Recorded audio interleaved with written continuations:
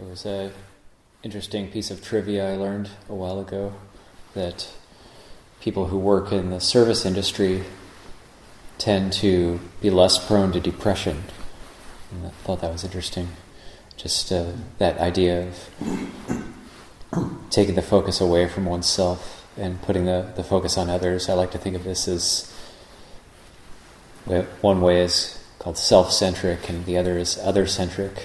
So moving away from the self-centric mode or self-centered and going into other-centric, and doesn't mean we forget ourselves completely, but we develop that sense of empathy or that sense of mudita, wanting to see others succeed and wanting to see others be well, have a sense of well-being, a sense of ease. And when we learn about mudita and we learn about how to delight in someone else's well-being, it's said that that's the easiest way to make a lot of merit quickly, is just to delight in the goodness of somebody else. So then you get a little bit of a share of that, and that's an easy way to make a lot of boon, a lot of punya quickly. Of course, the near enemy to mudita is envy or jealousy. Jealousy, which could be defined as being upset or annoyed at the successes or good deeds of others, or the gains of others. But mudita, that it flips that on its head, and it for people who cultivate mudita, then life becomes a very joyful experience. And of course that joy being like a foundation for practice.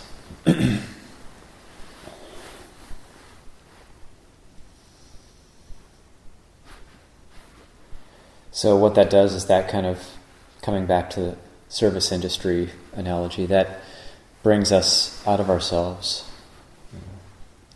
So we could spend a lot of time trying to define ourselves, trying to pin ourselves down based on the kind of things we identify with, or the identity that we've created for ourselves.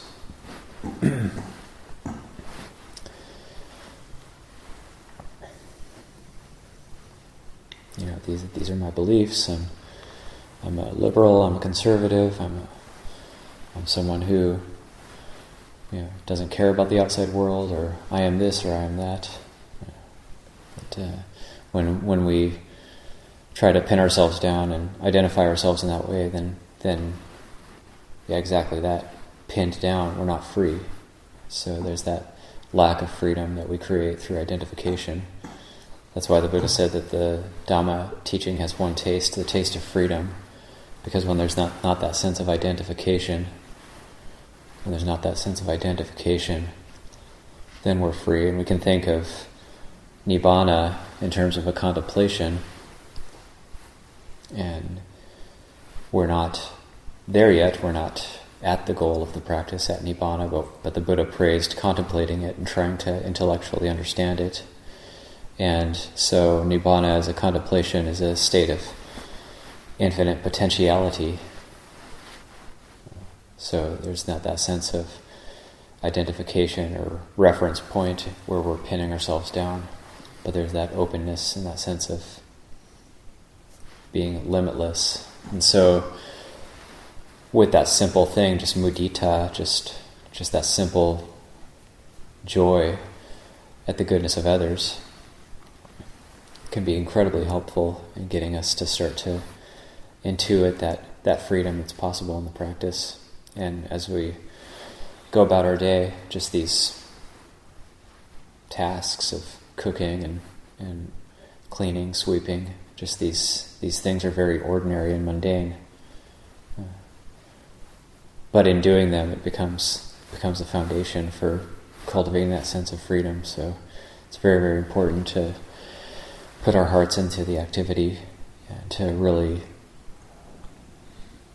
develop that sense of ease and enjoyment, and that makes the practice sustainable. Leave that for reflections from